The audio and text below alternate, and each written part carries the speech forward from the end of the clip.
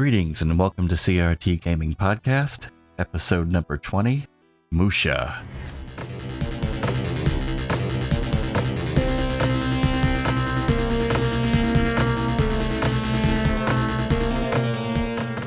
This is Jones, and with me every week are my good friends, Dazpick and Gohan. This past week we've done a selection of shooting games of choice. Daz, were you prepared to pilot the metallic Uniframe super hybrid armor? Just as I was back in 1990. Yeah, we'll get back to you in a minute since you picked this thing, but we're going to hop over to Gohan. And I'm just curious, if you come from the year 2290 as a woman named Terry. That sounds about right.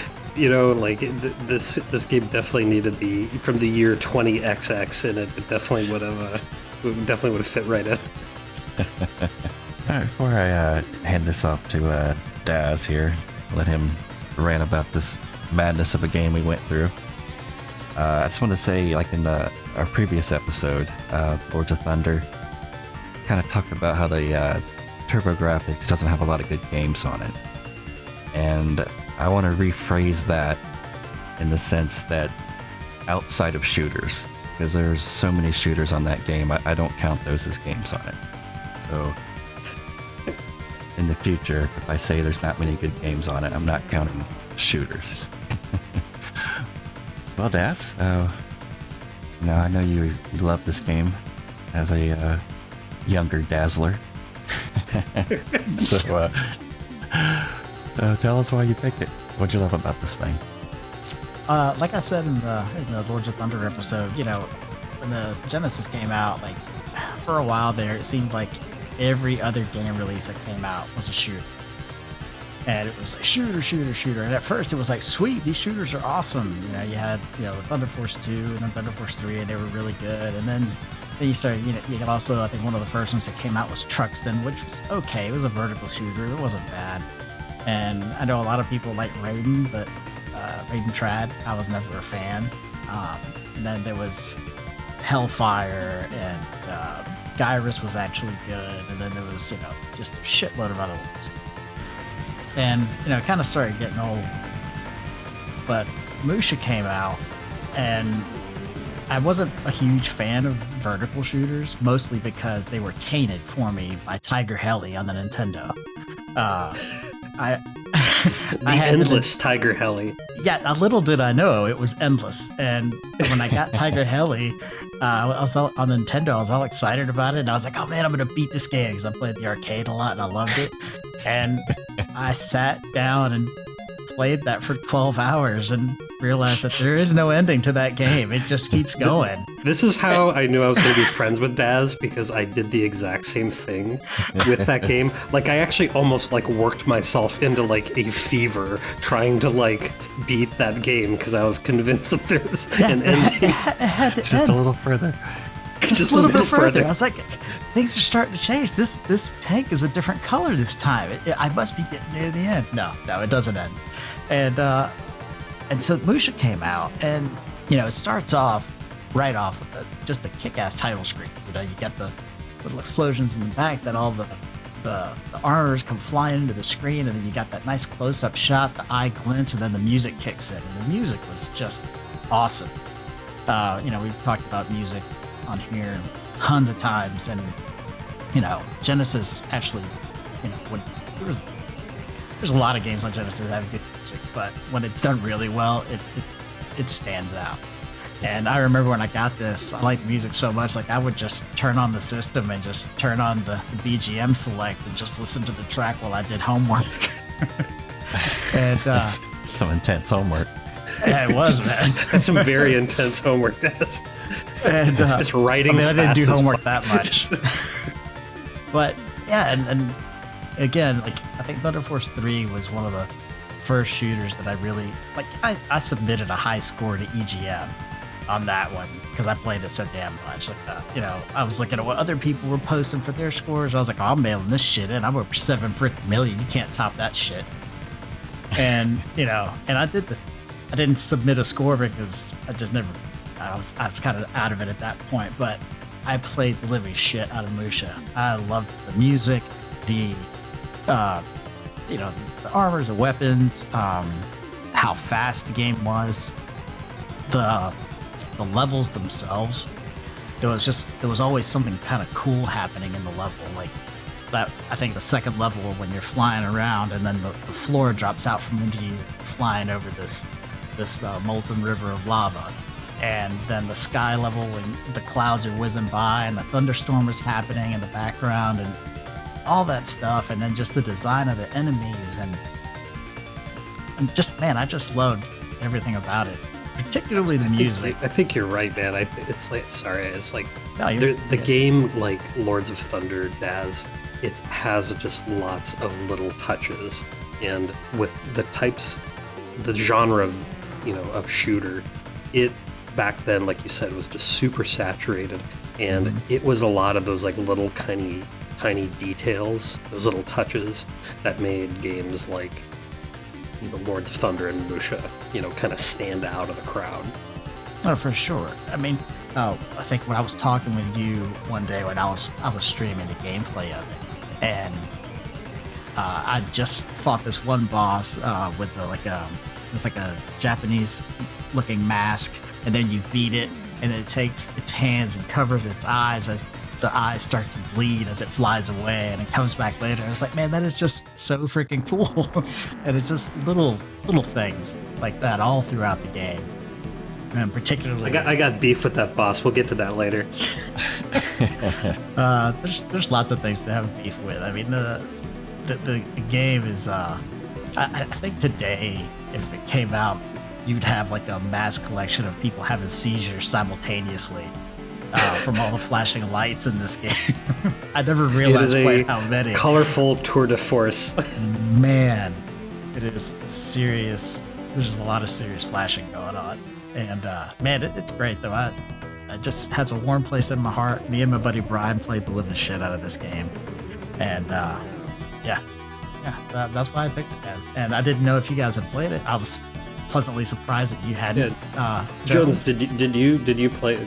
I don't know if you went over this, but have you before this week played M.U.S.H.A? No, I haven't actually. I think this must have came out right around the time I was probably playing something else, like in the sense, like I system hopped a lot, so like I was kind of all over the place, so I would miss out on titles here and there if it wasn't like super popular or mainstream. But I only bought this strange, because of the box. yeah, it's got cool art. I would have picked this up if I saw it. Because it was kind of strange, like when I was playing it felt familiar to me, like I had played some, things like this before. And the first thing that kind of came to mind was blazing lasers, because like in this game it lets you select how fast you can move your ship like during the game, which is kind of an interesting option. And blazing lasers lets you do that as well for the TURBOGRAFX, and kind of found out that was actually made by the same company. Compile made it. And yeah, so and then there's another game that I had to do some research to figure out the name for it because I couldn't remember it, but it was called Spriggan, and it's a lot like M.U.S.H.A. It's actually the game they made after M.U.S.H.A, like in their series of games, so it's very similar in ways, but it's pretty cool as well. So you would definitely like that game, having Awesome. loved this game so much. Yeah, I mean, Compile back then was just kind of killing it, right? They went on later, and I think most famously are associated with the Puyo Puyo games, which not shooters, but I mean, early on, it's like Xanac, Blazing Lasers, Spriggan, which I was familiar with.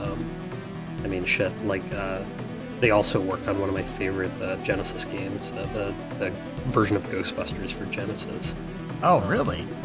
Yeah, it's kind of, I'm trying to imagine how the Compile team like worked on that. It's like, okay, you're making these like bone crushing like bullet hell games, now you need to make this like, kind of easied up, action platformer for the Western set on some license that they, I don't know if like Ghostbusters is huge overseas, but yeah, they worked on Ghostbusters for the Sega Genesis. Cool. Genesis Ghostbusters was a solid game, man. Oh yeah, definitely. So what did you guys think of it? I mean, mostly you, Joe, since you've never played it before. I really enjoyed it. It's a like a different type of shooter to me.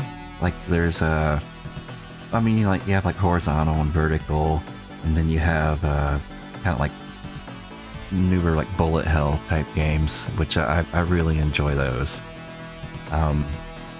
This was kind of like White Knuckles. Oh my god, I feel like the game wants to drag you into a prison cell and make you put a dress on. That's what I feel like this game does to you at times, especially level 7. I mean, seriously, like there's lots of games like vertical shooters that are fast paced, we'll say, but M.U.S.H.A feels like you're constantly just like falling forward. It's like one continuous free fall of, just targets and explosions. Like it does not move at like a pace where you're trying to like manage like all these ships and their patterns. Like I don't know, it is just one constant like free fall through projectiles aimed at your head. I mean, yeah, let's talk about that. Because I mean, all right, so you've got your main weapon, which is like the shuriken-looking weapons that you're trying to power up very slowly. And then you can pick up your special weapons, which are basically your one free hit. And you can level up the special weapon, which is awesome. And if you pick up another weapon, then you kind of, I think, lose a level or you stay the same. Which was it? I don't quite remember. I think you actually, you might be wrong on this, but I think you actually go down one level when you swap. I think you do go down, but not all the way down to 1. No. You I get think level 2. Yeah, you drop down a level, but yeah. But okay, so yeah, if you take a hit, especially this happens on a boss fight, you can just, I mean, watching somebody's playthrough, you can just that they're butt puckered as soon as they lost that weapon, because then there's like 1,000 bullets around them, and that one hit. I mean, let's be honest about it. It's like you do get like, it's just like when you die and you're fully charged, you just feel so crestfallen. You're just like, oh god, it's like I'm here with a BB gun trying to shoot like you're the sitting Death there Star. with the Red Riders, plinking away, hoping to kill something. Yeah, that would be the only time in the game that I ever messed with the, you have the option to change the configurations of your mini ships as the directions they're shooting. Like if I died in a boss fight, that was the only time I'd ever mess with that option, because I would just literally try to keep away from him and just poke at him. Yep. Yeah. I'd keep it on 3-way most of the time, and just What's everybody's loadout? Forward. I'd normally do 3-way to keep, so I can just stand next to something and still hit it. But the only time that I would end up kind of changing that was on, I think, level 2, when you're flying through all those barriers. When it starts to go full throttle and you're having to fly through the canyon, and then there's all those little sections you got to fly through, and if you've got them next to you, the walls eat them. And so you'll go from having like 15 or 20 little satellites to 0. Many orbit ships died on that mission. Yes. And it's so tough, man, because it's like the second level. It's like, yeah, we're totally screwing you at this point. You're going to have a nice time going forward because you've just lost all your health. Mine was just green lasers and the, I think it's called orbit, where they're constantly just rotating around you. That was kind of like my go-to, was just powering up the green laser and putting them either in free or orbit. On the special weapons, I kind of liked them all. I mean, but it was kind of like, what do I need right now? Some bosses, if you're right directly in front of them and shooting them, you're gonna take a shot to the face. So the black hole bombs really come in handy, because you can stay off to the side and just pelt them. The shield, when it's powered up and it fires, slowly, but it does drop little aura back at them. That's really handy, and it does offer some protection. And honestly, like, towards the end of the game, protection's what you're looking for. Because shit gets dicey towards the end. Just trying to survive is really... It's less about trying to shoot guys, it's just about trying to survive. And that's the thing, it's about trying to survive, but it's also about trying not to depower your main weapon. Yeah. Because it sucks. That's the goal of like every shooter, is you don't die. You know, don't die. Like you got there, and this is where we need to stay to get you through the rest of this game. But man, that's definitely the the theme in all of these games. But in this, it's just the penalty for death is just, man. Some of the bosses are just so fucking hard, even with your weapons completely charged up. Yeah, I mean, it's like, hey, you've got 5 men, we'll bring you right back, and you can earn extra men. You're not gonna have shit. It's one of the times actually in a video game where it does that like you get a new Yeah. and like I don't even give a shit about that. Like I don't even care. Like I'm like, I guess you have to pay attention. Keep my lasers. Can I trade 3 of these extra guys in for just keeping my laser? Yeah, the game had a real nice sense of like speed at times, and then like you got stuff coming at you from all angles. I mean, you have things climbing on the left walls, the right walls, coming up from behind you, coming down. It's guys shooting salvos of missiles at you that are hard to destroy. I think that's kind of what made it really interesting. Like, the bosses are obviously like these big like set pieces, but it was like a really nice blend of like moving out of the environments, whether it's like the canals or the crushing walls, to like bad guys that actually moved around and kind of like adapted to you. And then there was like very Galaga-like patterns, and they were always just mixing it up in this game. Let's talk about level 7. Let's talk about level 7. Let's talk about, I want to talk about level 7. Because I'll tell you this, like, because we're doing these shooters, so it's kind of inspired me a little bit to play other shooters at the time that I have and had for a while, just haven't played. And been playing Death Smiles, made by Cave, which is like a bullet hell shooter. And that game does not give me the anxiety that level 7 did in this game. And I think that's really strange. Because the screen gets I don't littered think there. The Normandy beach launch could be as anxiety-inducing. I don't, and I'm trying to put my finger on exactly what it is about it that's so stressful, because I know there's a lot happening. But is it that the level's so long, and at every minute you're making it a little further, you're like, Christ, I really don't want to start over. Well, you fight like it might be 2, but it's definitely like one kind of like mid-boss, and then you end up fighting the last boss, which he wasn't too bad. You go to that alien thing, and that's where it all gets bad, because you got to I have the pattern for the phase 1 down. I got that down. What I have problems with is the next part where you're going through the tunnel. Tunnel. He's shooting these green tunnel orbs. of horrors. Oh, yes. And it makes like a little alien stalactite root out of the wall. So you got to distance yourself between that, ball coming down and where it's going to hit. So on you a want to be in 2-inch front of corner. it. Yeah, so like a lot of times I would just heavy thumb too much and just like, ramming speed right into it. And it just goes bad. It goes bad. It went bad so many times. I can make a whole video on how bad that went. Well, that's the thing. You can't turn your speed up too much because but you need to be maneuverable because you got to be kind of quick. But you can't go too fast because then you got to smack into the freaking wall. The default speed was fast enough for Gohan, thanks. And that's the thing. I'm with you. I left mine mostly at 3, most of the whole game.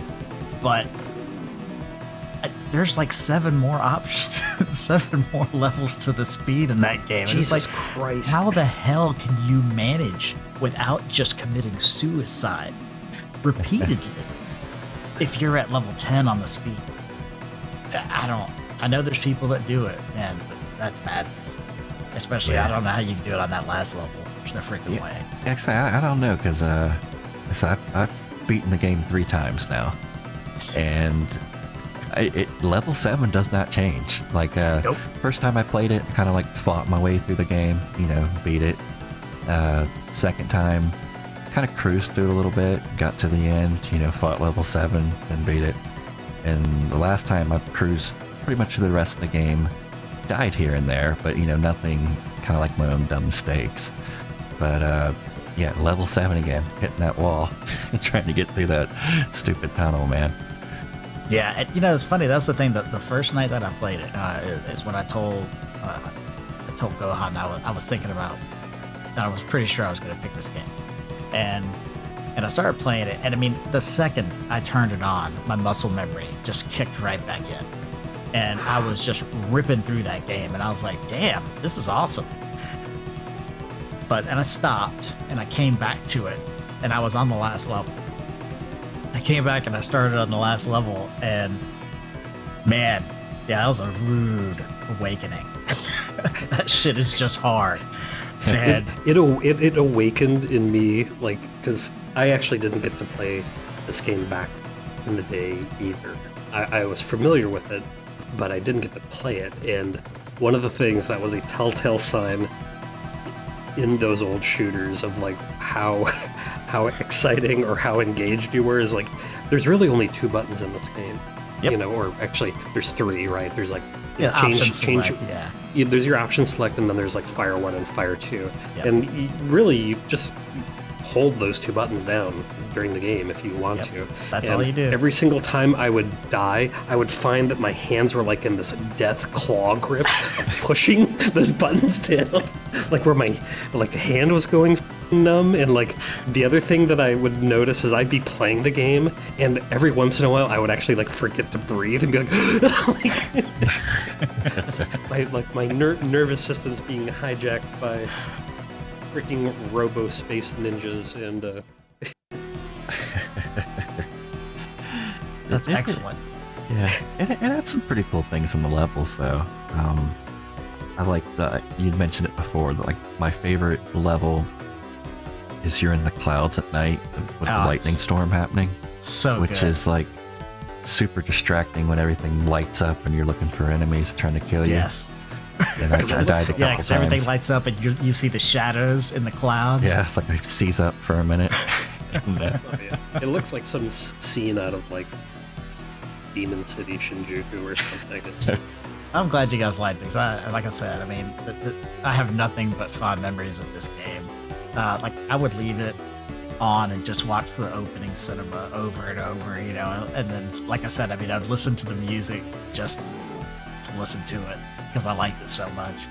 But yeah, I played the living shit, because again, this was back in the day when you only had a handful of games. So when you got a new one, you played that until there was nothing left to do in the game, right? So yeah, I played this a hell of a lot. On a mission. Yeah, I loved it. All right, so if you guys had to slap a rating on this bad boy, I'll give this game as far as a shooter goes, and my enjoyment of it, I'd give this game a 9. It was highly enjoyable. Frustrating at times, but all shooters are if they're good. But I had a really good time going through this and playing it, kind of learning the mechanics of it. The longer you play it, the more intuitive it gets. So it was fun. It was just, like I said, it was the most white knuckle thing I've played in a while. I enjoyed it. Awesome. Gohan? Yeah, I'm right there with Jones. I would put this at a 9. I mean, it's really, really good. Like, it's very, very, very difficult to make no beats about it, right? It's there's no doubt that it's a high on the difficulty scale. But it's, you can learn the patterns, you can figure it out, you can use different strategies, and you can make your way through it. I thought it was really, really excellent, and kind of like Lords of Thunder, just another kind of, at least for me, you know, a hidden gem, right? You know, and plus it has so many of the cool things that I loved about Lords of Thunder as well, right? It's like lots of different ways to play, different tactics, the cool like anime cutscenes.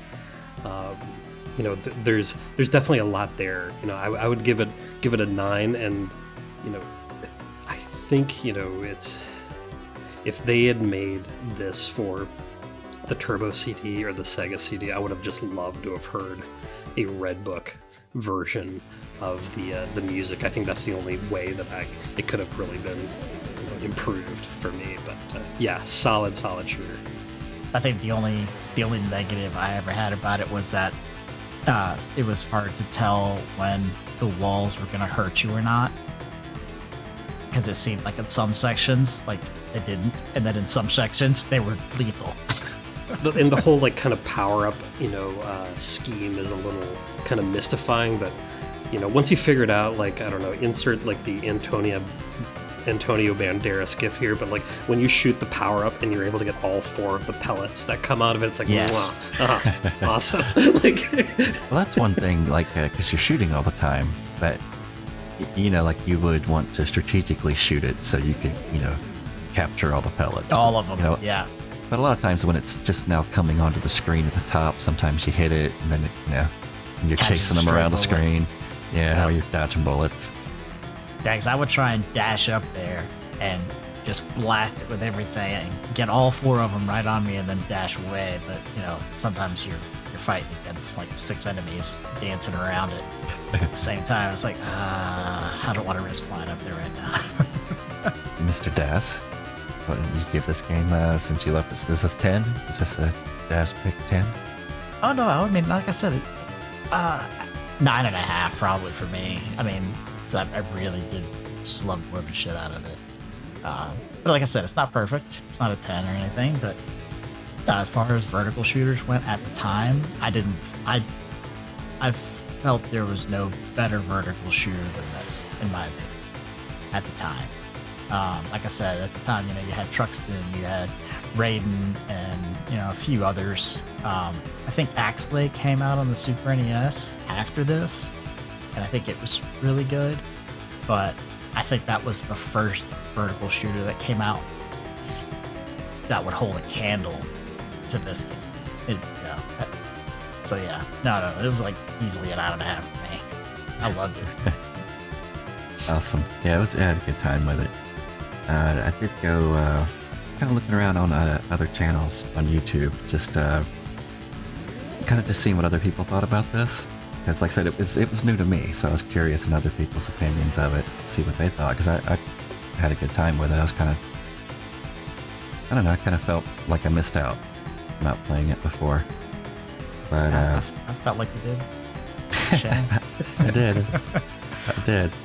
But I came across this channel, guys, called Shmup Junkie, you know, like shoot 'em up. Mm-hmm. And he has a really amazing channel that covers like so many shooter games. So if anyone listening does enjoy shooter games, definitely check this guy's channel out, because he covers it with a good sense of humor, and you can tell it's a labor of love.